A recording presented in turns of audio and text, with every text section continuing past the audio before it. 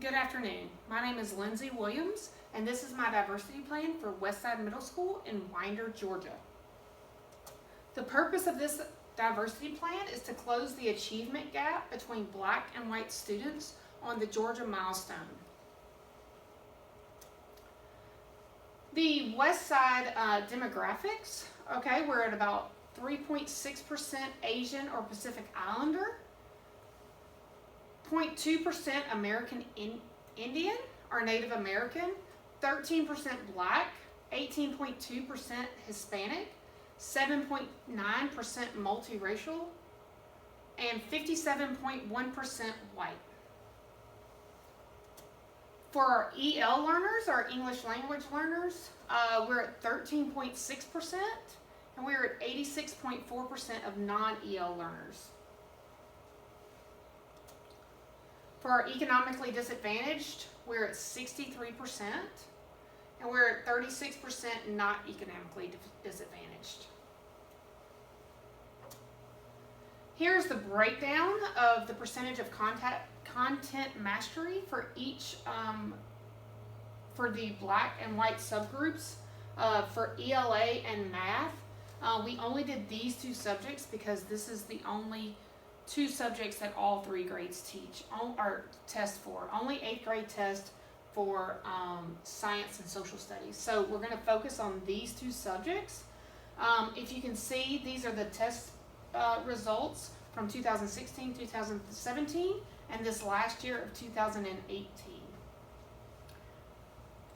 So these numbers break down to, this is the achievement gap difference. So in math last year, it was at 13%, the year before 18%, and the year before that at 18% also. In ELA, 8% last year, 11% in 2017, and 15% in 2016. Some of the strategies that we're going to do next year to help decrease this is, the first thing we're going to do is a teacher introduction video. It's going to be a 10 to 15 minute video that the teacher is going to record of themselves. The teacher is going to introduce themselves, tell a little bit about themselves. They're going to explain the class expectations, both academic and behavior. You're going to include your contact information. You're going to encourage the parent to call or email to set up an early year meeting. The sooner we can get these parents in the building and get talking to them and explaining what we expect, the better.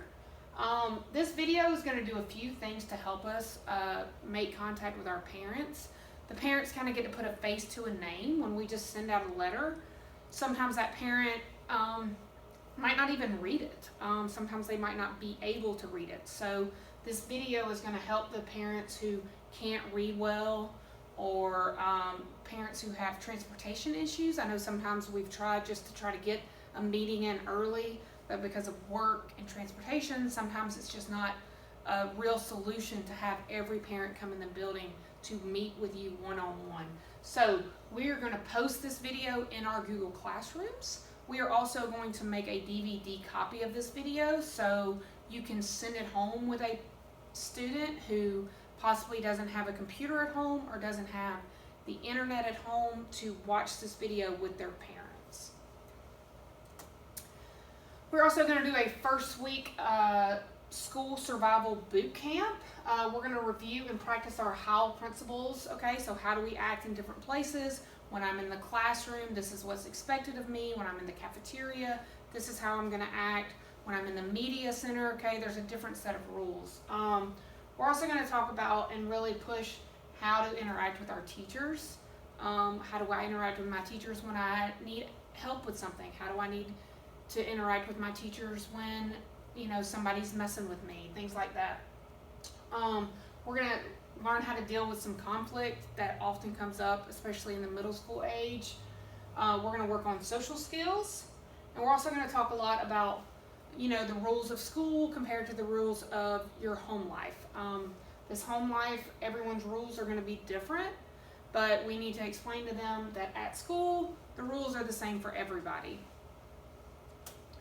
We're also going to have some homework help. So during home base, that 30 minutes or so that kids have from the time they get off the bus until first period, Students who were unable to finish their work either from a lack of understanding or they couldn't get help from their parents because their parents don't understand how to do this work. They're going to come to the cafeteria and work with a tutor. The tutors are going to be math and ELA teachers from each grade level. The teacher, obviously, who's in the cafeteria is going to be excused from home-based responsibilities. They're going to sit in there, they'll report to the cafeteria as soon as they get to school, and they will work with the students as they come in and need that extra homework help, so by the time they get to their math and language arts class, they're ready for the next lesson or what's to come next in that class.